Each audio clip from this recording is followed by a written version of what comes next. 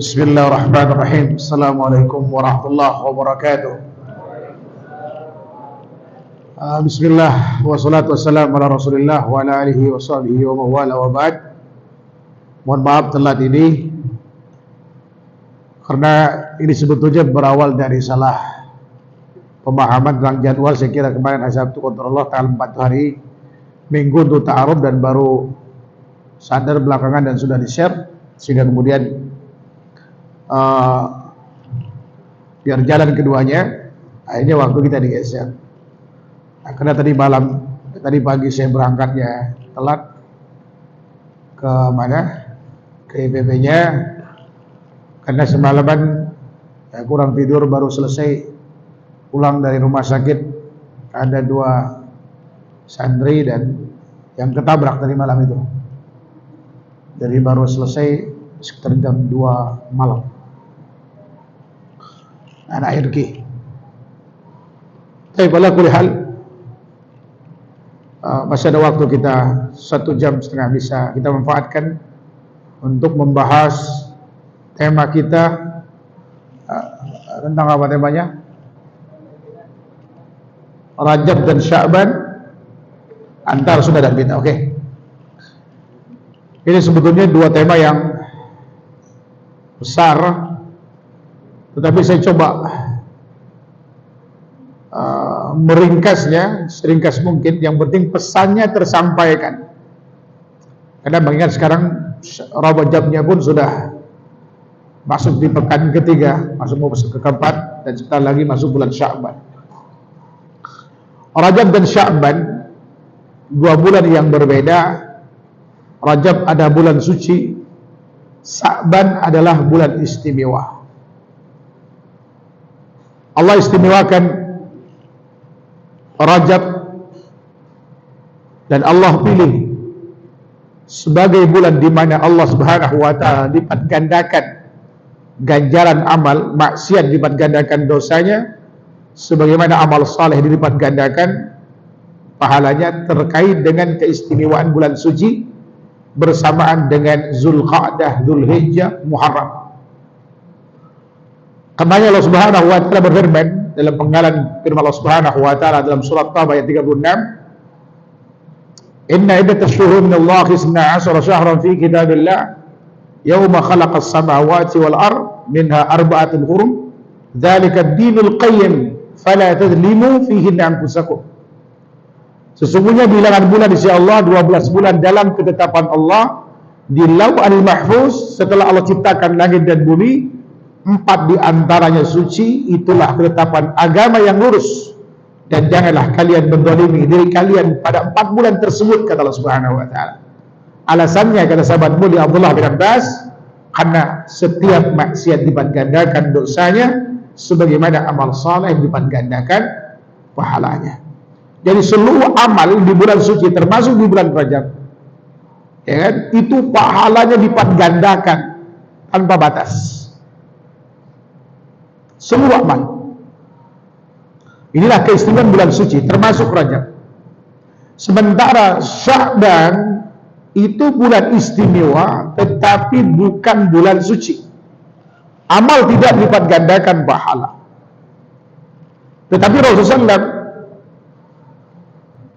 sering menghidupkan puasa sunnah di bulan Sya'ban, sebagaimana juga bulan Rajab. Apa alasannya?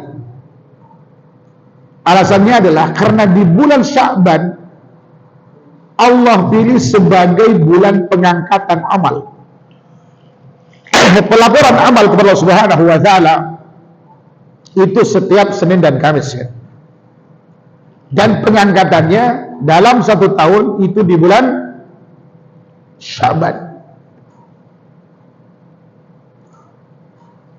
Lalu diasumsikan pengangkatan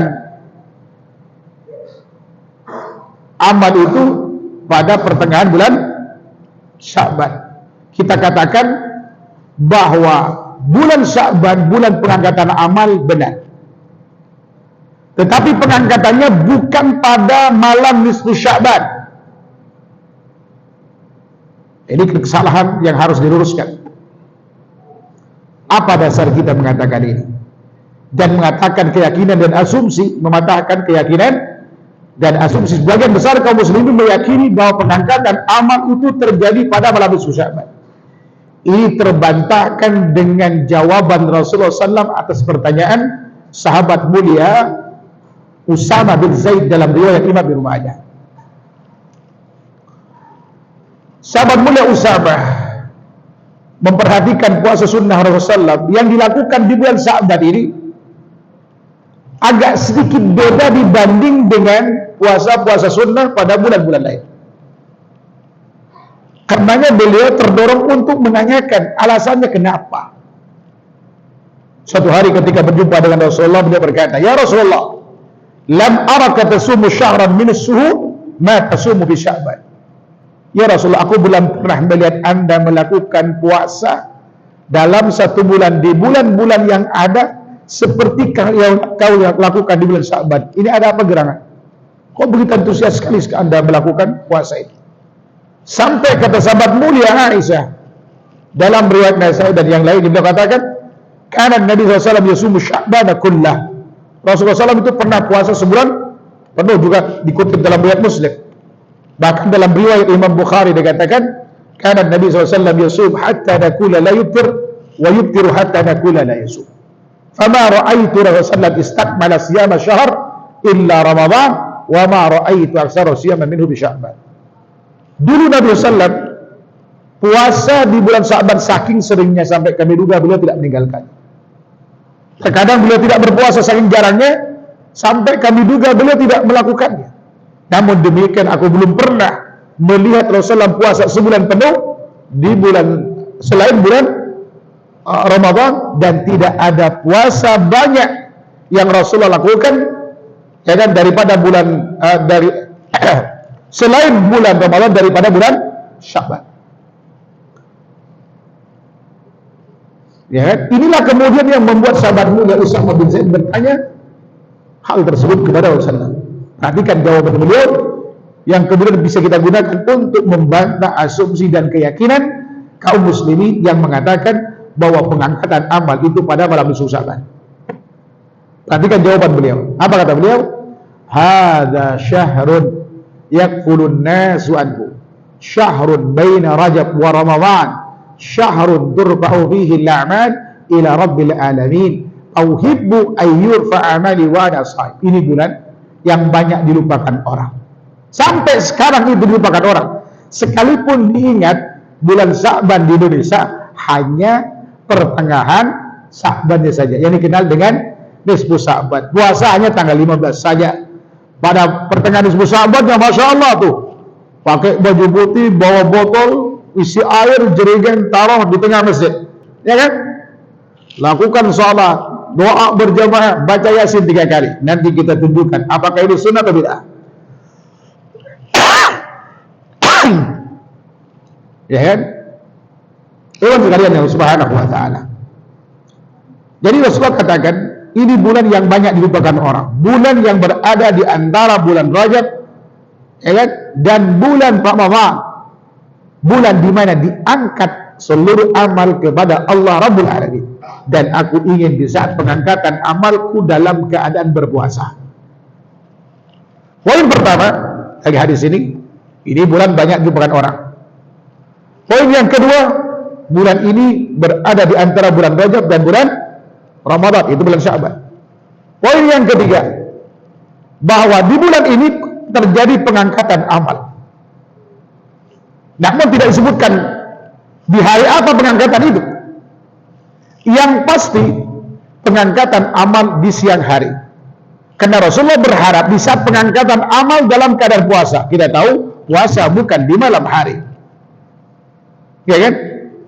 Poin berikutnya, bahwa ya kan, cerita Rasulullah puasa di bulan Sya'ban dari awal sampai terakhir menunjukkan bahwa pengangkatan amal di siang hari tadi Allah rahasiakan. Tidak disebutkan tanggalnya, tidak tanggal 15, tanggal 2, tanggal 4 dan seterusnya, tidak. Yang pasti di bulan Sya'ban. Paham sampai di sini? Kemudian juga perbedaan antara puasa Rajab dengan bulan Sya'ban terletak pada cara puasa dan memulainya. Kesamaannya sama-sama Rasulullah isi puasa, baik di bulan Rajab ataupun bulan Sya'ban. Tadi sudah dikatakan berkait dengan hadis Bukhari dan Nasai dan sahabat Abdullah radhiyallahu anhu. Juga ada Muslim. Di bulan Rajab ada seorang tabi'in, sigarut tabi'in, datang menjumpai kibarut tabi'in, namanya Utsman bin Hakim al-Ansari. Datang menjumpai Sa'id bin Jubair. Saat itu di bulan Rajab, bertanya tentang puasa Rajab. Sa'id bin Jubair berkata, "Sa'altu an dzalika bin Abbas." Aku pernah bertanya hal yang sama kepada Abdullah bin Abbas dan beliau berkata, "Kana Nabi sallallahu alaihi wasallam yasum hatta nakula la yuftir wa yuftiru hatta nakula la yasum." Dulu Nabi SAW puasa di bulan Rajab ini saking seringnya sampai kami duga beliau tidak meninggalkannya. Dan terkadang beliau tidak puasa saking jarang sampai kami duga beliau tidak melakukannya. Ini sama dengan pernyataan Aisyah terkait dengan puasa Rasulullah SAW di bulan Sya'ban. Ya kan? Hanya saja perbedaannya, kalau bulan Rajab itu boleh kapan saja dimulai puasanya, tapi untuk puasa Sya'ban, bagi Anda, bagi kita yang tidak punya kebiasaan puasa sunnah, pastikan memulainya sebelum tanggal 15. Ya kan? Sebab ada larangan dalam riwayat Imam Ibnu Majah dari sahabat beliau Abu Hurairah radhiyallahu anhu, Rasulullah pernah bersabda, "Idza kana nisfu min Sya'ban fala shauma hatta yaji'a Ramadan." Bila nisfu Sya'ban sudah datang, maka tidak ada puasa sampai Ramadan tiba.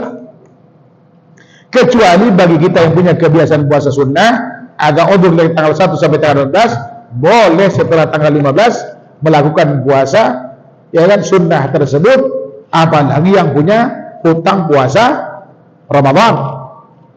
Ya kan? Apa dasar kita mengatakan ini? Adalah hadis riwayat Imam Bukhari dari sahabat mulia Abu Hurairah radhiyallahu anhu. Rasulullah pernah bersabda, "La yataqaddamanna ahadukum Ramadhan bi siyami yaumin aw yaumain illa ayyasuma ar-rajul shaumahu falyasum dzalikal yaum." Hendaklah seorang di antara kalian tidak mendahului Ramadan dengan puasa sehari atau 2 hari sebelumnya, kecuali orang yang ingin meneruskan puasanya, maka boleh dia melakukan puasa pada hari itu. Ini pengecualian. Ini perbedaan mengawali puasa di bulan Rajab dan bulan Sya'ban. Ya kan? Adapun dari sisi pahala jelas, pahala puasa di bulan Sya'ban tentu berbeda dengan di bulan Rajab. Di bulan Rajab jauh lebih besar pahalanya. Sejatinya puasa ini kapanpun dilakukan pahalanya tanpa batas. Kalau antum lihat riwayat Bukhari Muslim, versi Bukhari dari sahabat mulia Abu Hurairah radhiyallahu anhu dalam sebuah diskusi, Rasulullah bersabda, Allah berfirman, "Kullu amali bani Adam lahu kullu amali bani Adam yudha'af al-hasanatu bi 10 amthaliha ila 700 dhifin."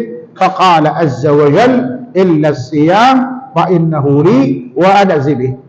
Semua perbuatan anak Adam dilipat gandakan pahalanya dari satu kebaikan menjadi 10 kali lipatnya, kecuali puasa, itu milikku, aku akan memberikan pahala dengannya.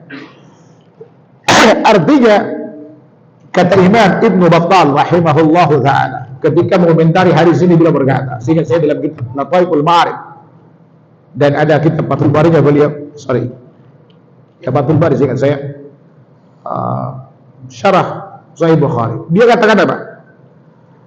Allah Subhanahu wa ta'ala tidak membatasi pahala amal, ya seluruh amal anak Adam dibatasi pahalanya, kecuali puasa. Lalu beliau katakan, karena puasa adalah kesabaran, di mana pahala sabar tanpa batas. Lalu beliau mengutip firman Allah Subhanahu wa ta'ala dalam surah Az-Zumar ayat 10, Allah berfirman, "Innama yuwaffas sabiruna ajrahum bighairi hisab." Hanya orang yang sabarlah yang akan diberikan pahala tanpa batas. Itu alasannya kenapa kemudian pahala puasa tanpa batas. Apalagi kalau dilakukan di bulan Rajab, karena keistimewaan waktunya. Ya kan?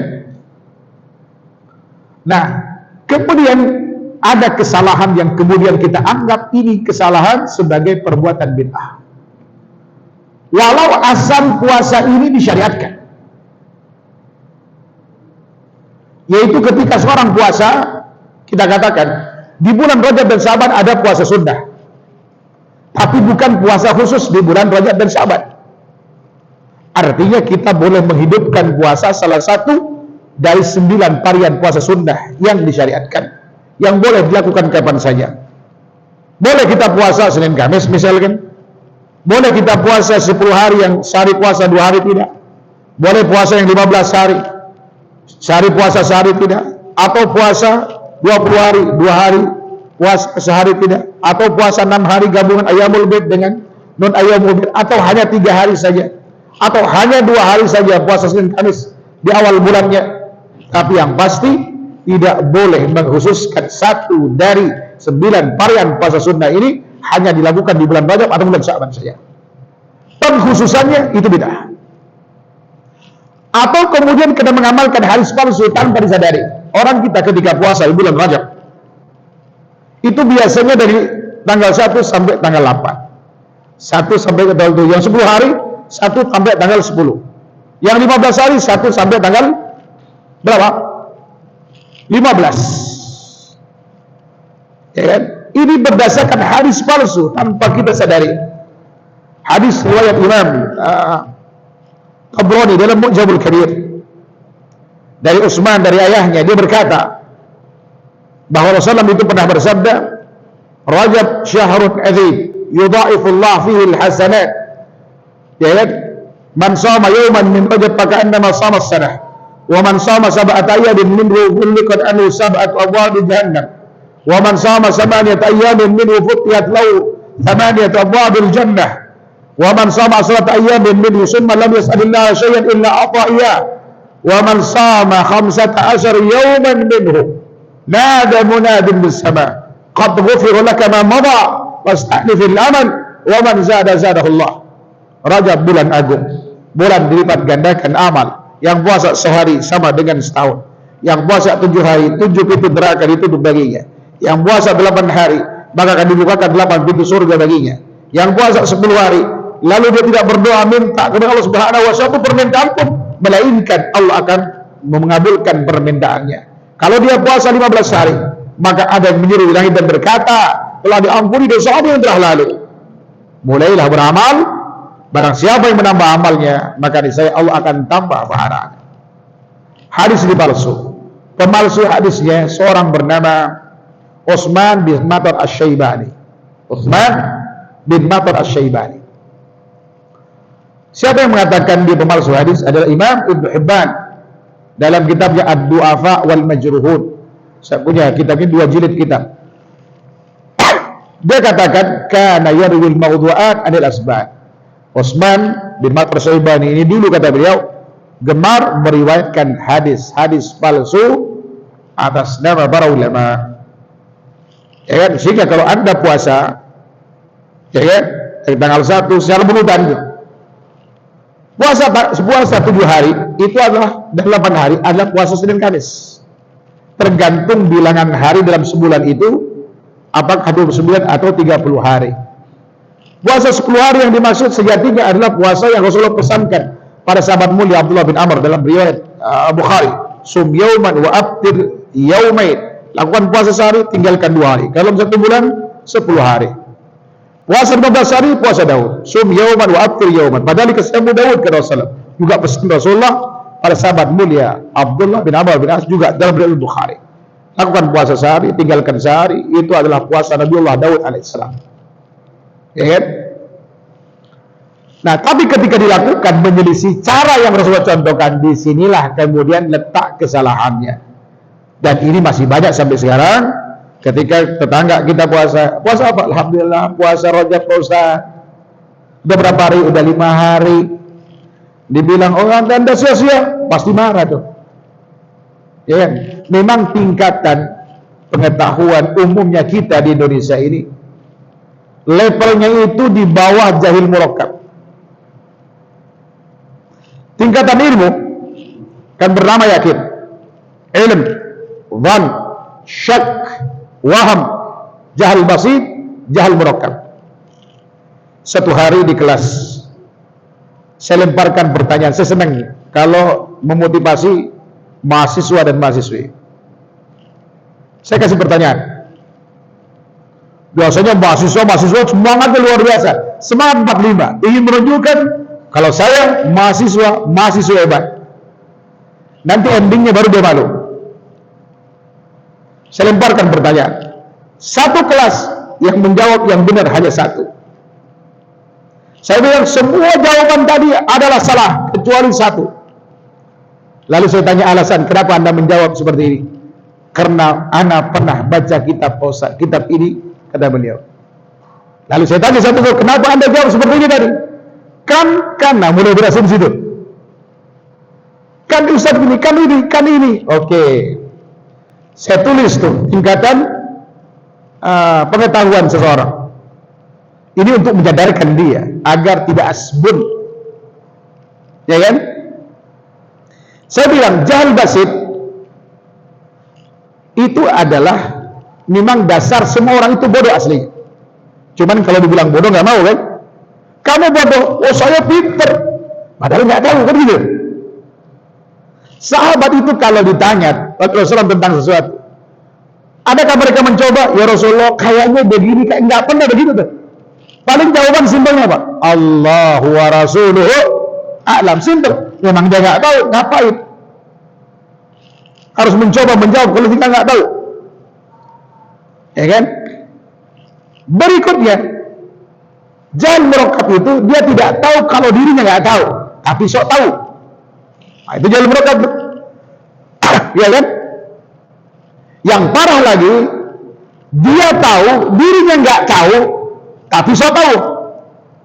Berarti lebih dari jahil murakkab. Berarti tingkatan kalian ilmunya sampai mana? Ini mahasiswa bilang gitu. Berarti Anda ya kan, dalam tingkatan yang terjelek aja Anda nggak ada. Berarti Anda di poin yang ke-7. Nggak ada levelnya. Nah, saya nggak mau lagi pekan depan begini. Kalian harus baca. Kan begitu motivasi mahasiswa. Ya kan? Biar gaya-gayaan itu hilang.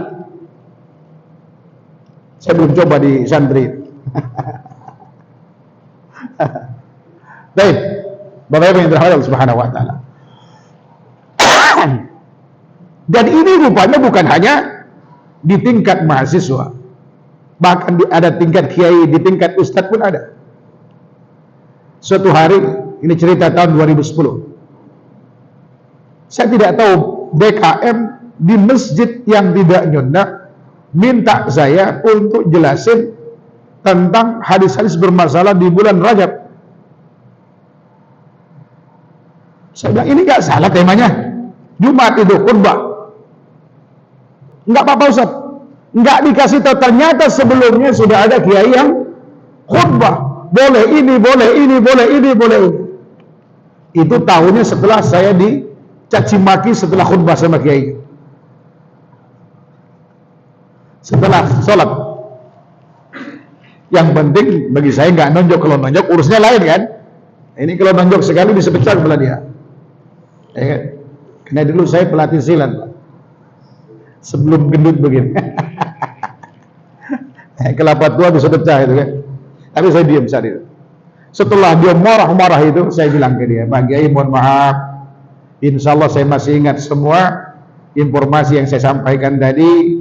Gini aja deh, Pak DKM, Mas sama marbotnya itu, tolong antar saya ke rumah Pak Kiai sama Ustadz ini, ya kan? Saya ingin minjem buku yang saya sebutkan tadi itu, atau referensi yang menunjukkan kalau hadis tadi saya sampaikan tadi benar, sebalik dari apa yang saya katakan. Wallahi kalau betul seperti yang Anda katakan ada yang soal dan seterusnya, tolong besok, Jumat besok, kasih saya jadwal, nggak perlu dibayar. Untuk khutbah Jumat saya akan ralat khutbah saya kemarin. Ya, khutbah saya hari ini. Apa kata dia? Dari marah memuncak tadi itu, tiba-tiba Pak Ustaz, nggak usah ke rumah kami minta alamat Pak Ustaz saja dan nomor telepon, insya Allah kami akan main. Sampai detik ini nggak ada. Cuman dampaknya jadwal saya khutbah saya di cancel, kajian saya dibuang semua di situ. Tapi yang terjadi, ini kan jahil, bukan jahil murakkab lagi. Di tingkatan tadi apa? Saya nggak tahu bilangnya apa ini. Udah nggak ketulungan bodohnya. Makanya kalau bodoh jangan ngajak-ngajak. Ikan ngajak-ngajak, kalau udah bodoh ngajak orang. Ya kan? Jadi bodoh itu jangan dipelihara. Bapak Ibu yang dirahmati Allah Subhanahu wa taala. Nah, kemudian jadi ini hadis palsu. Harus dikoreksi. Ketika Anda melakukan puasa dengan cara tadi, maka puasa itu sia-sia.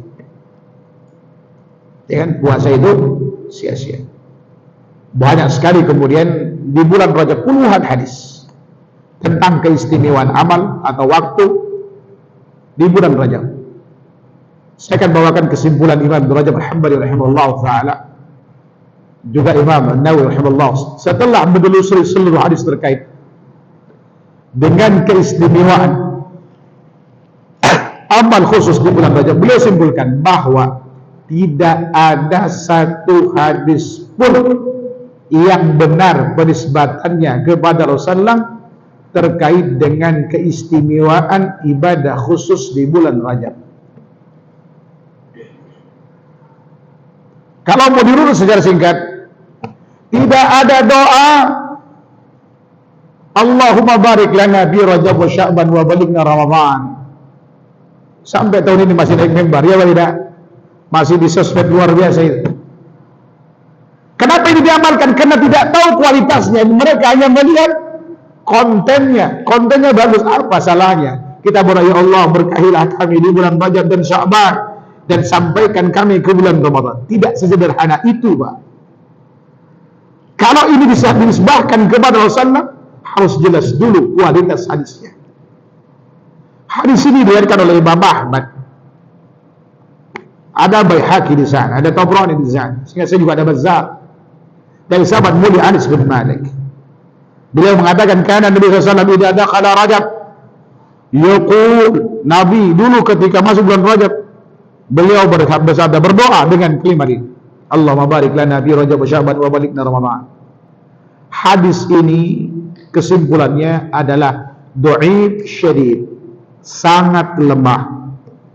Sebabnya adalah zaidah bin Abi Raqat, hafalannya ya kan sangat buruk. Fahusyaghalatuhu. Apa dasar kita mengatakan ini? Adalah pernyataan Imam Bukhari yang menyimpulkan dia seorang mungkarul hadis. Begitu pula Nasai. Orang dikatakan mungkarul hadis karena tiga sebab umumnya. Satu, dia antara tiga ini kalau ada pada seorang perawi, maka hadis disebut dengan mungkarul hadis. Beda dengan hadis mungkar. Ini mungkarul hadis. Pertama, karena sebab dia seorang pendusta, pernah memalsukan hadis atas nama Rasulullah. Yang kedua, dia dituduh berdusta walau tidak pernah berdusta atas nama Rasulullah, tapi dalam kesadaran dia berdusta. Ketika dia memberikan hadis, ulama menurutnya dia pendusta. Hadis kadang disebut dengan matrukul hadis, kadang disebut dia mungkarul hadis. Kemudian yang ketiga, yaitu hafalan yang sangat buruk, fahusyaghalatuhu. Dari tiga sebab ini, apa sebab Imam Bukhari mengatakan dia mungkarul hadis? Apakah karena dia pendusta atau didusta? Jawabannya tidak. Sebab orang sekelas Abu Hatim Ar-Razi masih mempertimbangkan kualitas, mempertimbangkan hadis Abu Zaidah bin Abi Raqat ini. Dia berkata bahwa Zaidah bin Abi Raqat ini meriwayatkan hadis dari gurunya bernama Zayyad An-Numairi. Nama ayahnya Abdullah, Zayyad bin Abdullah An-Numairi. Dan Zayyad bin Abdullah An-Numairi ini diriwayatkan oleh Imam Yahya bin Ma'in, kata beliau. La na'rif, saya tidak tahu apakah hadis mungkar yang diriwayatkan ini bersumber dari Zaidah atau dari gurunya. Lalu beliau ambil sikap, ya kan, yuktab hadisuhu wa la yuhtaju bihi. Boleh hadisnya catat, namun tidak boleh dijadikan hujjah. Kalau sekelas Abu Hatim yang selevel dengan Yahya bin Ma'in, kemudian Yahya bin Sa'id Al-Qattan, Abdurrahman bin Mahdi, ini level tertinggi kritikus hadis, ya kan? Ini luar biasa mereka, orang-orang mutasyaddid, muta'addid, dalam mengkritik para ulama hadis. Masih mempertimbangkan riwayatnya. Ini artinya dia bukan pendusta, bukan tadi itu berdusta. Ini isyarat ya, isyarat kalau dia dikatakan mengkritik hadis karena hafalan buruk. Dan diperkuat oleh pernyataan Ibnu Hibban yang pada mulanya biografinya dimuat di dalam As-Thiqat. Kitab As-Thiqat saya jilid menghimpun data biografi ulama yang diduga versi Ibnu Hibban bisa diterima hadisnya. Namun dia dalam hal ini dikasih catatan oleh para ulama karena beliau mutasahil, menggampangkan dalam memberikan stigma positif pada seorang. Namun dikasih catatan yukhti, dia thiqah yukhti. Nah, thiqah ini secara pribadi menunjukkan bahwa orang ini nggak masalah, ini orangnya jujur, baik, amanah. Cuman dia ada masalah dengan ingatannya. Nah, di saat sebetulnya pada saat dia memasukkan ke dalam As-Thiqat, dia setengah hati. Buktinya kemudian dia melakukan penelusuran seluruh riwayat yang bersumber dari Zaidah, dari gurunya Zaid bin Abdullah Numairi, dari Anas bin Malik, dan beliau simpulkan bahwa hadisnya seluruhnya mungkar, la tushbih hadits As-Thiqat. Hadis-hadis enggak mirip dengan hadisnya orang-orang thiqah. Apa kemudian kata beliau? La yajuzul ihtijaju bihi, tidak boleh dijadikan hujjah. Dan inilah menguatkan bahwa hafalan mungkarul hadisnya seorang Zaidah bin Abi Raqqat lebih disebabkan karena hafalannya yang sangat buruk. Berarti dengan demikian hadis ini disebut dengan dhaif syadid. Lalu bagaimana sikap kita dengan hadis macam ini?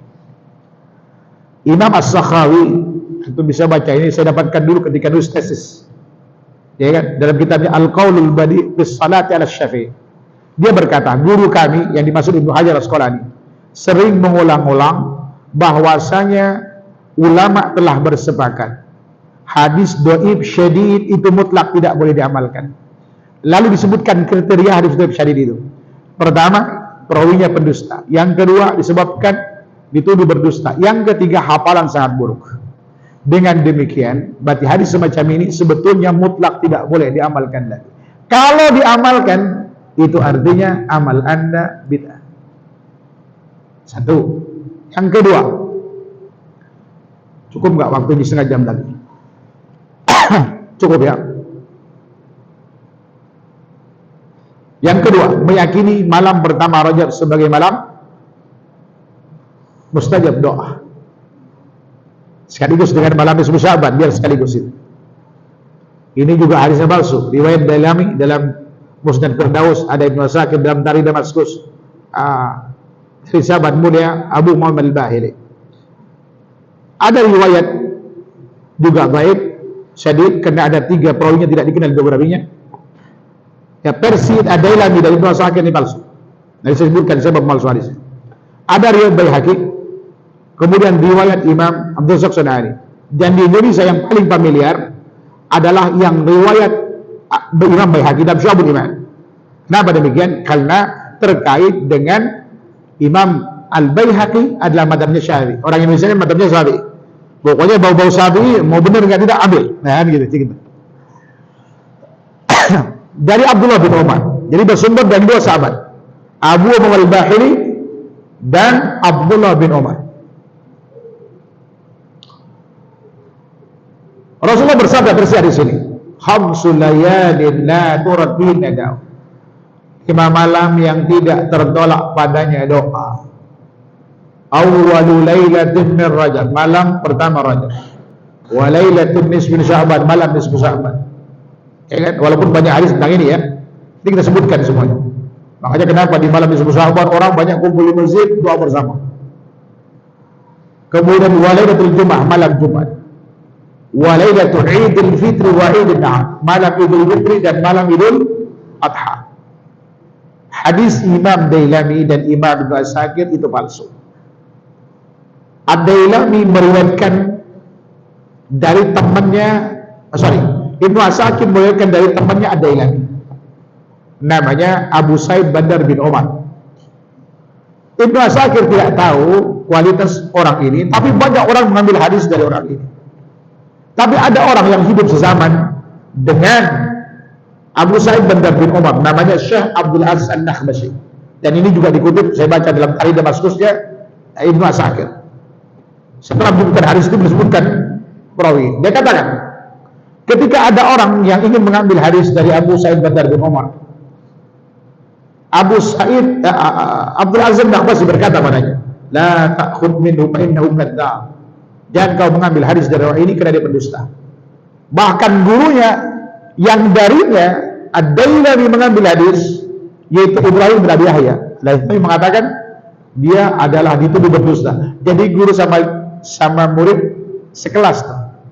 Jadi sama-sama biskota, jangan saling mendahului. Ini pemalsu hadis. Karenanya hadis ini tidak boleh diamalkan karena palsu. Adapun yang diriwayatkan oleh Imam Al-Baihaqi, yang diriwayatkan oleh Imam Al-Baihaqi, salahnya bukan ada pada Imam Al-Baihaqi. Jarak Imam Baihaqi dengan Abdul Razak San'ani ada 3 orang. Nggak ada masalah. Masalah adalah ada pada orang sebelum Imam Abdul Razak San'ani. Karena dari sini Imam Baihaqi meriwayatkan hadis ini. Apa kata Imam Abdul Razak San'ani? Dia berkata pada muridnya, haddatsani man sami al-Bailama anil Bailama an abihi an ibni Umar. Yang menyampaikan hadis ini pada saya orang yang pernah dengar dari Al-Bailama. Siapa Al-Bailama? Ini mengisyaratkan bahwa Abdul Razak San'ani tidak begitu familiar dengan penutur hadis itu. Dia tidak menyebut namanya. Dan ini bukan kebiasaan para ulama hadis. Kalau ulama hadis bisa menyebut dengan nama lengkap. Kalau dia populer dengan kunyah, ya kunyah sebutnya. Populer dengan nama-namanya. Populer dengan lakop-lakopnya sebut. Ini tidak sebutkan. Yang menyampaikan hadis ini kepada saya orang yang pernah mendengar dari Al-Bailama. Dari ayahnya, siapa ayahnya? Ya, siapa Al-Bailama? Ya, Imam Ahmad rahimahullahu ta'ala menyebutkan ketika di dalam sanad saya beberapa kali banyak berinteraksi dengan Imam Ahmad dalam kitab-kitabnya, ketika beliau menyebutkan satu hadis, ketika dalam sanadnya itu terdapat lebih dari 3 orang tidak dikenal biografinya, dia selalu katakan diantaranya, aku yakin kalau hadis ini dusta atas nama saya. Itulah Imam rahimahullahu ta'ala. Paling tidak ini adalah dhaif. Karena Ibnu Hajar Al-Asqalani menyebutkan salah satu dari 5 sebab cacat seorang dari sisi adalah, ya kan? Di poin yang kelima adalah jahalatul rawi, biografi tidak dikenal. Sehingga hadis ini baik. Apalagi ini ada 3 orang. Karena kemudian hadis ini baik yang versinya ada Ibnu Sakir palsu, yang versinya Imam Al-Baihaqi dan Ibnu dan Abdul Razak San'ani, hadisnya sangat lemah, sehingga tidak boleh diamalkan. Artinya tidak boleh meyakini malam pertama Rajab, malam nisfu Sya'ban, malam Jumat, Idul Fitri, Idul Adha sebagai malam mustajab doa. Kemudian yang ketiga, terserah nomornya berapa tadi? Yang berikutnya, salatul raghaib yang dilakukan pada malam Jumat pertama Rajab, malam nisfu Sya'ban. Salatul raghaib ada 2 versi. Yang paling pemilihan yang 12 rakaat. 2 rakaat salam, jadi 6 kali salam. Setiap rakaat baca Al-Fatihah sekali, baca surah Al-Qadar 3 kali, baca surah Al-Ikhlas 12 kali. Ini belepotan nanti. Nanti ada doa saya setelah salam dan seterusnya. Ini ternyata sholat ini sangat digemari oleh kaum muslimin sejak dulu. Saya dapat datanya sejak abad ke-7. Sejak abad ke-7, abad ke-6, ke-7. Karena Imam Nawawi secara khusus mencoba menelusuri kenapa begitu banyak orang melakukan sholat ini. Sholatul raghaib di malam Jumat pertama Rajab dan pada malam nisfu Sya'ban. Ternyata karena orang terpengaruh dengan nama besar Muhammad bin Muhammad Abu Hamid Al-Ghazali yang dikenal dengan Imam Ghazali. Di dalam kitabnya Qutul Qulub dan Ihya Ulumuddin. Bahkan di Indonesia, Masya Allah, kalau seorang santri sudah ngaji baca sampai Ulumuddin, itu bisa jadi mantu kiai itu. Padahal di dalam kitab ini ada 932 hadis bermasalah. Siapa yang mengatakan itu? Adalah ulama besar mazhab Syafi'i, gurunya Ibnu Hajar Al-Asqalani yang bernama Zainuddin Al-Iraqi. Setelah diteliti beliau simpulkan itu dan beliau menulis kitab, mudah-mudahan saya nggak salah ingat namanya, Al-Mughni an Hamlil Asfar fil Asfar fi tahriji ma fil Ihya min al-akhbari wal athar. Ini sekarang dikutip, dicetak bersamaan dengan Ihya Ulumuddin, tahrijnya ini 932 hadis bermasalah dalam, termasuk hadis tentang sholat rakaat, termasuk di dalam Qutul Qulub. Nah, setelah diteliti, Imam An-Nawawi menyimpulkan, dan ini dikutip dalam kitabnya Majmu' Syarh Muhadzab, antum bisa baca.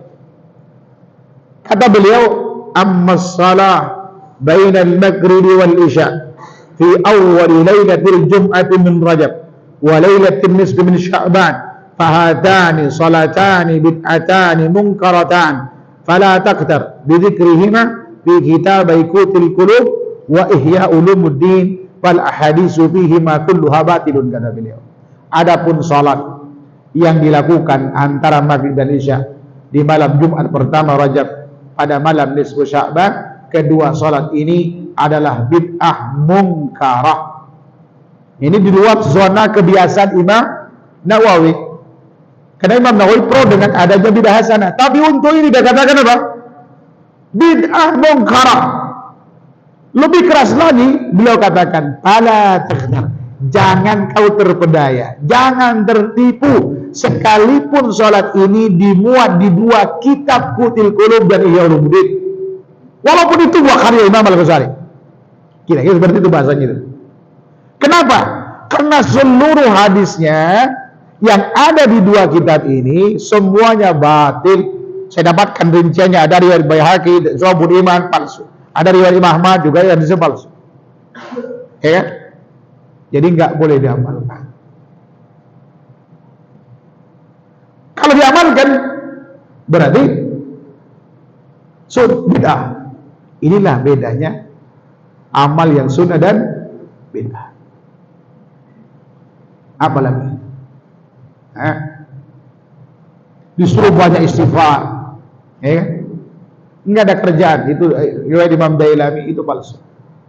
Disuruh puasa qiyamul lail di 3 terakhir di bulan Rajab, hadisnya palsu. Apalagi memperingati Isra dan Mi'raj.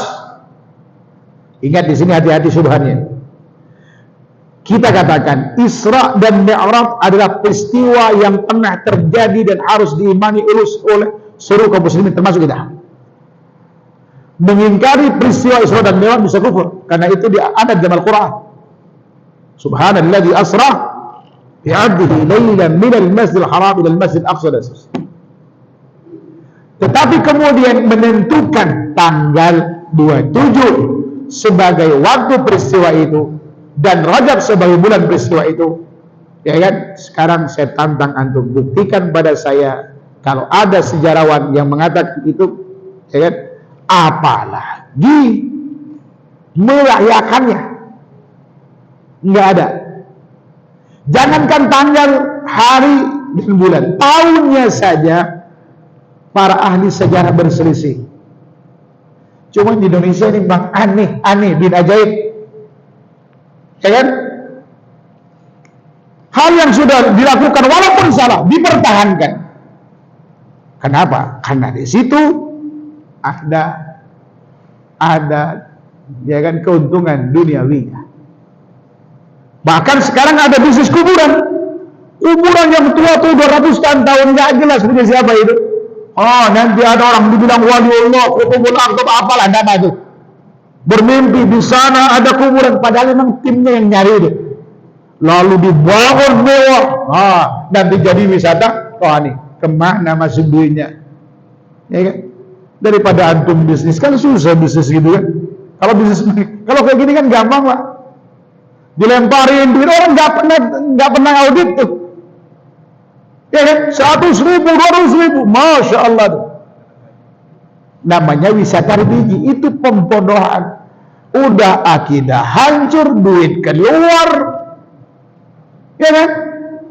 Udah jatuh ketiban tangga tuh. Mendingan maksa ke istri nikah lagi, walaupun harus berantem pada akhirnya daripada harus ke kuburan kayak gitu kan. Setuju apa tidak? Setuju.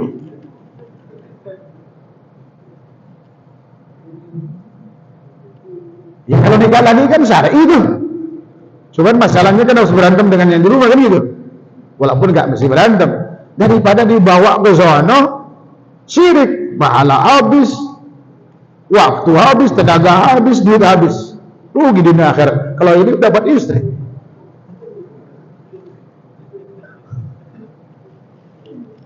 Baik. Ini Masya Allah di kita ini. Nah, masuk ke Sya'ban. Masuk ke Sya'ban. Saya akan fokus Sya'ban pada malam nisfu Sya'ban itu. Orang kita sekalipun mengingat Sya'ban itu hanya puasa nisfu Sya'ban. Maka rame-rame tanggal 15 puasa.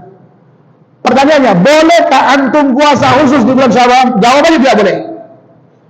Pertama, karena hadisnya palsu, ya Imam Majah. Yang kedua, menyelisih hadis yang sahih di mana Rasulullah katakan kalau datang nisfu Sya'ban maka tidak ada puasa sampai Ramadan tiba. Ya kan? Ini poin pertama. Poin yang kedua, apa sih keistimewaan nisfu Sya'ban itu? Sehingga orang begitu antusias menghidupkan malam nisfu Sya'ban dengan banyak amal. Siapa yang tahu? Hadisnya sebenarnya tentang keistimewaan nisfu Sya'ban itu diperselisihkan kualitasnya. Ulama-ulama kibar, saya pernah baca Imam Bukhari, Ibnu Hibban, Abu Daud meneriwayatkan hadis ini. Tapi penelitian komprehensif yang dilakukan oleh Al-Albani rahimahullah ta'ala dan menyimpulkan bahwa hadis tentang keistimewaan malam nisfu Sya'ban dengan bermacam varian redaksinya adalah versi beliau sahih, sejatinya hasan. Sebab gak mungkin hadis dhaif itu naik ke derajat sahih. Paling tinggi derajatnya hasan.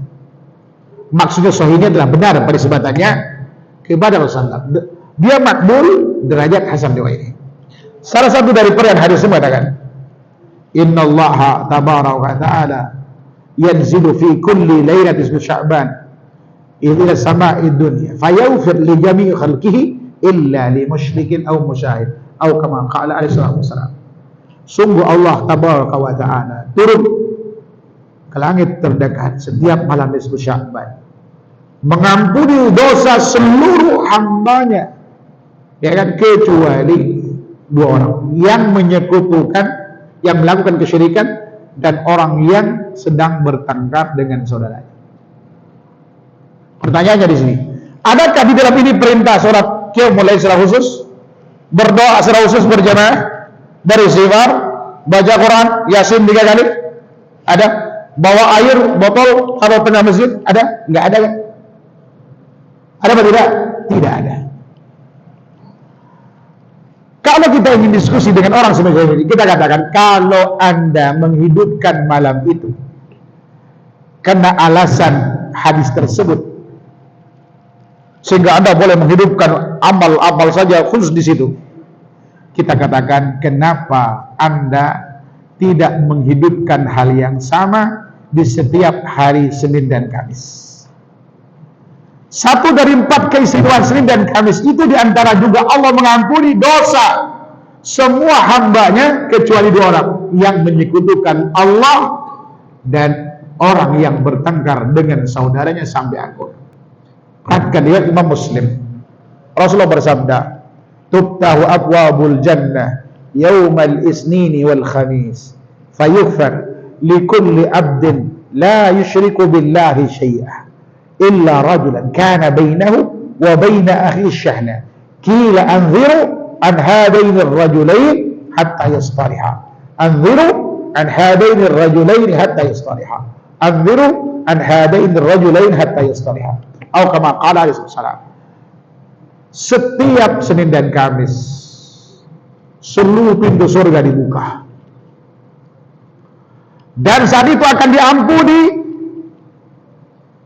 dosa adalah setiap hamba yang tidak menyekutukan Allah dengan suatu apapun. Artinya yang melakukan kesyirikan diampuni dosa atau tidak? Tidak. Dan orang yang masih ada permusuhan antara dia dengan sesamanya.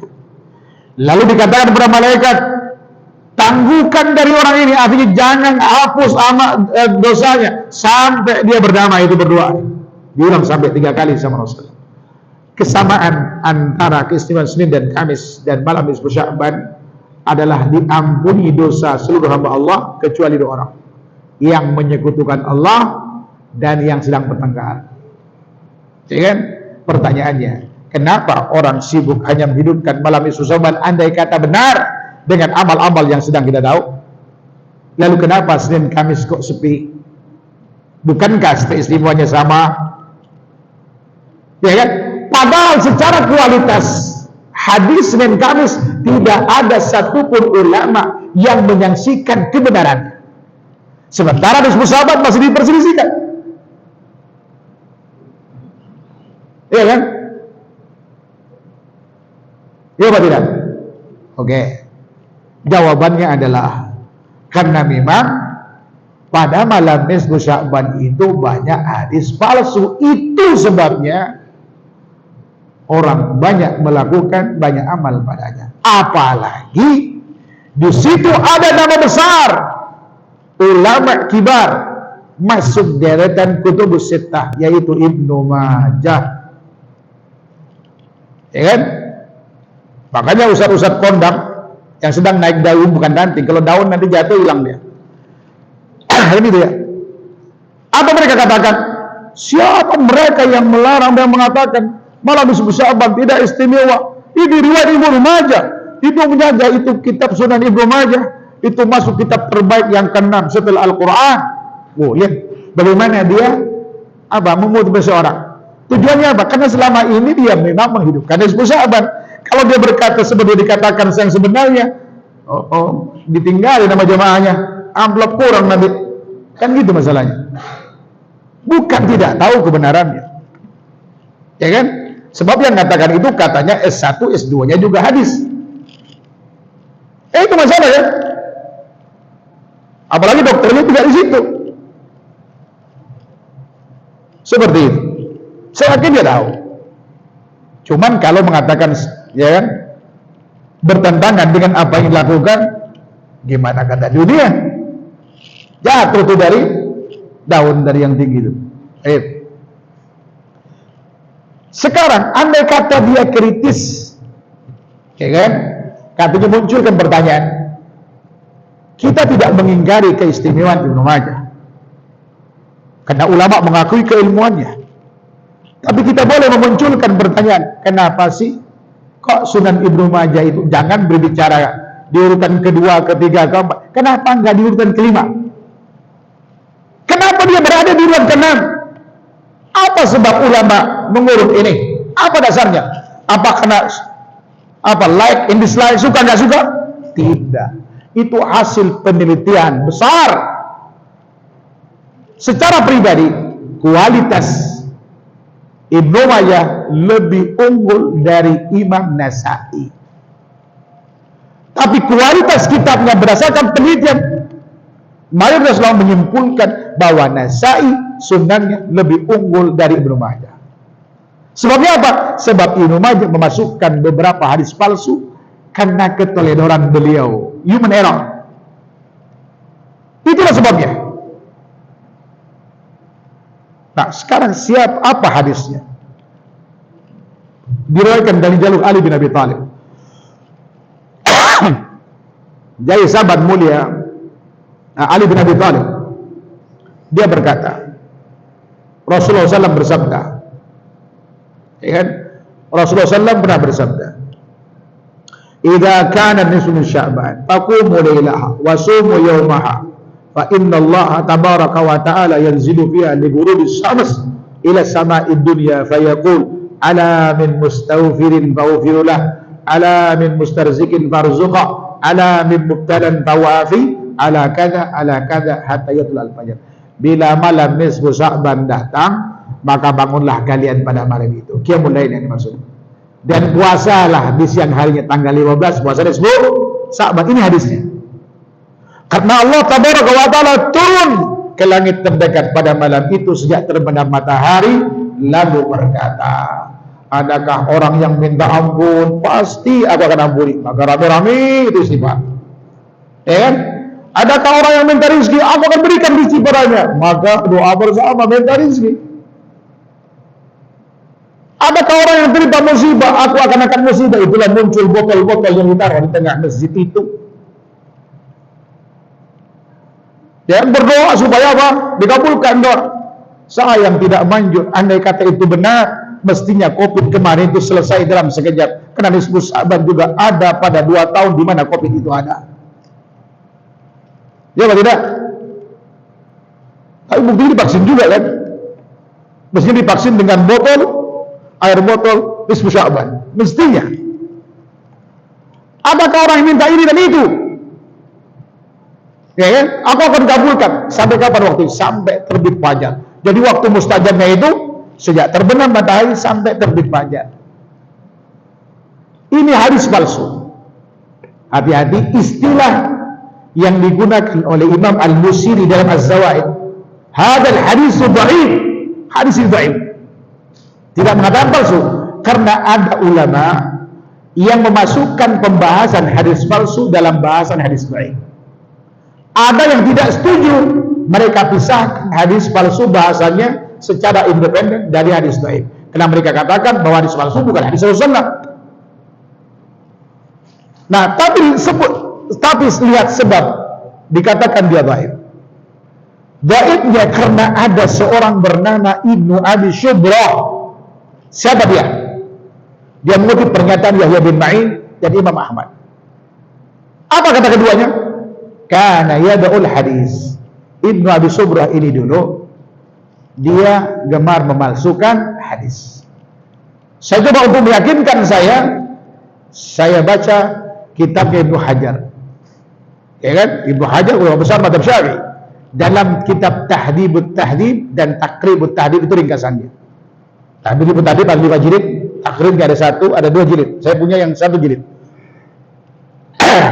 Apa kata Ibnu Hajar terkait dengan Ibnu Abi Syubrah? Ulama menuduhnya dia pendusta. Minimal derajat ini, hadis ini adalah matruk, adik kandung dari palsu. Tapi kalau versi Imam Ahmad dan Yahya bin Ma'in, Al-Busiri tadi mengatakan ini hadis palsu. Dhaif sebabkannya ada seorang pemalsu hadis. Sehingga dengan demikian hadis ini palsu. Jangan kemudian antum mengatakan, apa salahnya kalau beristighfar? Apa salahnya kalau saya minta rezeki pada Allah di malam istimewa? Apa salahnya kalau saya minta ampun? Apa salahnya? Apa salahnya? Apa salahnya? Salahnya Anda tidak tahu kalau itu palsu. Tapi tidak selamanya konten hadis itu bagus lalu kemudian antum amalkan. Ya kan? Tergantung penisbatannya Rasulullah benar atau tidak. Seorang Profesor Dr. Muhammad Husain Al-Jazan dalam kitabnya Qawaid Ma'rifatil Bidah, di kaidah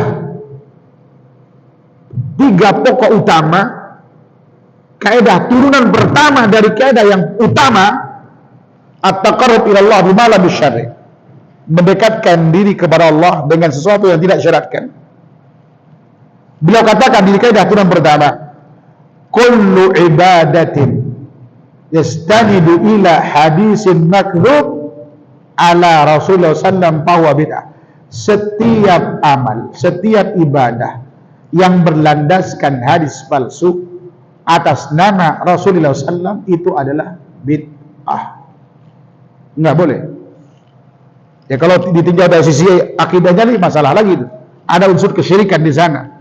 Jadi mengamalkan, menyebarkan, saya kan mengajak orang untuk mengamalkan itu sama. Akibatnya ancamannya neraka. Ya kan? Baik. Itu hadis palsu. Jadi seluruh anjuran yang ada dalam hadis ini tidak boleh didapatkan. Lalu bagaimana dengan baca Yasin 3 kali. Sebetulnya saya udah penasaran dari dulu, sejak zaman mahasiswa. Saya coba cari perintah baca Yasin 3 kali. Ya kan? Di hadis Pak Sahih nggak mungkin lah ada. Jangankan di kitab Sahih, di kitab hadis palsu pun nggak ada. Ya kan? Di kitab hadis palsu nggak ada. Baru belakangan saya dapatkan 2 tahun terakhir bahwa ternyata yang menganjurkan, yang mengamalkan pertama dan menganjurkan untuk membaca Yasin 3 kali setiap malam sahabat itu siapa? Siapa yang ingat? Ahmad bin Ali bin Yusuf Al-Buni. Buddha ini adalah kampung di Aljazair. Dia aslinya Aljazair, hidup di Aljazair. Dia seorang sufi, lahir tahun 520, ya kan? Meninggal di tahun 622, ya kan? 50 tahun sebelum meninggalnya Imam Nawawi. Nawawi meninggal tahun 676. Ya kan? Al-Buni ini, dia seorang sufi, seorang ahli matematik, seorang filsafat.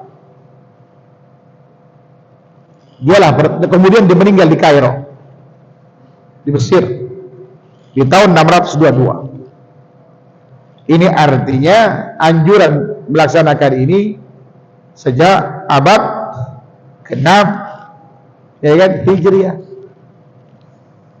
Kalau kita katakan kan dari dulu begini, kapan? Dulunya itu sampai abad ke-6. Lalu sebelum dia lahir dari mana tuh? Ada yang mengamalkan? Enggak ada. 33 hadis tentang Yasin, tidak ada satupun hadis yang benar penisbatannya kepada Rasulullah SAW. Paling tinggi derajatnya itu maktub pada tabi'in, kita sebut dengan hadisnya mursal. Selebihnya palsu dan dhaif syadid lainnya. Jadi nggak boleh diamalkan. Nah, dengan demikian kita bisa membedakan mana yang sunnah dan bid'ah, amal di bulan Rajab dan Sya'ban. Cukupkan diri dengan yang disyariatkan. Alhamdulillah 1 jam kelar kan? Seperti itu. Wallahu ta'ala alam. Ini terkesan mudah sekarang karena materi ini saya ulang-ulang terus dari 2007, Pak. Berapa tahun sudah? Dulu saya ngumpulinnya ya kayak itu nggak selesai 1 jam, berbulan-bulan itu, ya kan? Prosesnya panjang. Ya kalau antum nggak percaya yang saya sampaikan tadi, tinggal antum buktikan, lihat betul nggak apa saya katakan. Kitab-kitabnya saya sebutkan tadi kan, tinggal antum cek aja. Seperti itu. Wallahu ta'ala. Ya sayang ilmu hadis itu tidak digemari di Indonesia. Ya kan, kitab-kitab saya Kutubur Rijal, ya kan, atau kitab-kitab yang berkaitan dengannya nyaris, ya kan, tidak tersentuh, ya kan, karena memang tidak diminati. Bahkan di Saudi sendiri buku-buku Kutubur Rijal itu tidak diminati, bahkan tidak laku, makanya mahal-mahal. Karena itu memang harus peneliti. Di kita itu tidak diberikan ruang, ya kan?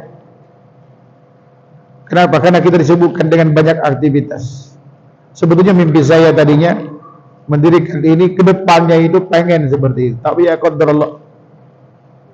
Tapi ala kulihat saya mencoba, ya kan, bermimpi kembali. Insyaallah suatu saat mungkin tahfidz Qur'annya dan hadisnya itu kita akan gratiskan kembali sebagaimana 3 tahun pertama, ya kan. Cuman kena kondisi keuangan yang tidak mungkin kan, akhirnya kemudian berbayar. Sekarang pun jujur sekarang ini operasionalnya tersendat-sendat sampai harus nombok juga saya. Ya kan, walaupun berbayar. Makanya kemudian saya buka Esmah itu sebagai apa namanya, penopang lah ke depannya insyaallah taala, ya kan. Seperti itu. Kita gunakan gedung ini biar tidak jadi fitnah. Ini kita sewa karena tidak terpakai. Paling bagian atas nanti yang dipakai, di bawah kita pakai untuk sekolah itu. Mungkin hanya 3 tahun, nanti saya akan pindah ke tempat lain. Ya, takut kemudian ada yang berpikiran, ya karena saya dapat selintingan itu, bahkan ada yang sudah daftar dan lulus, dilarang masuk di sini. Ya kan? Saya tidak tahu apa sebabnya. Saya sedang menelusurinya, apa sebabnya, untuk memperbaiki diri saya dan juga tim yang ada di sini, insyaallah taala. Ya kan? Walaupun kita insyaallah fungsi semua juga buat kebutuhan yang ada. Jadi kalau antum punya dana lebih, silakan. Karena nanti insyaallah kita akan ada juga yang digratiskan, masih ada sampai sekarang. Antum bisa bantu atas nama orang itu. Nanti kalau sebutkan, kenapa kita sebutkan? Insyaallah taala. Ya kan? Itu pahala buat antum semua. Ini saja barangkali. Kalau ada pertanyaan silakan. Sebelum saya tutup. Atau mau ditanya juga boleh. Mau bertanya apa ditanya? Silakan. Masya Allah.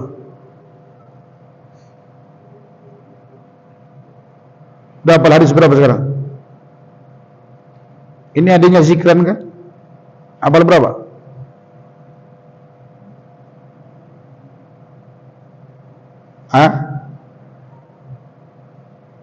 Hafal berapa? Ini udah hafal 30 juz dia. Sampai. Kalau mau ambil mantu boleh itu, tinggal ditunggu aja.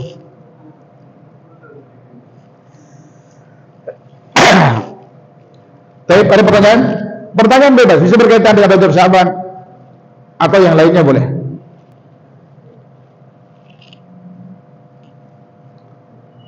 Ibu-ibu ada? Biasanya ibu-ibu ini PA.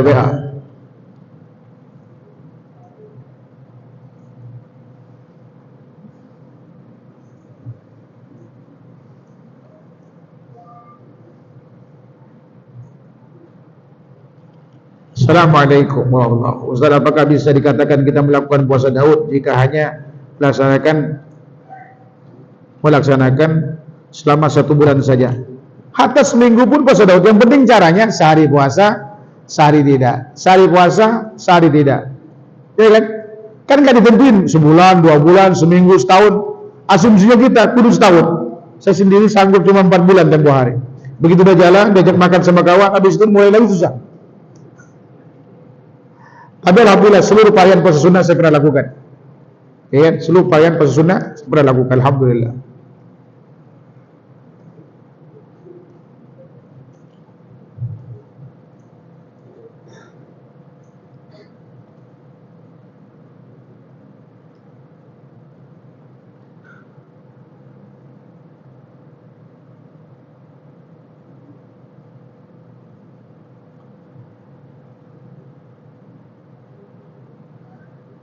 Tapi kalau memang tidak ada, ini barangkali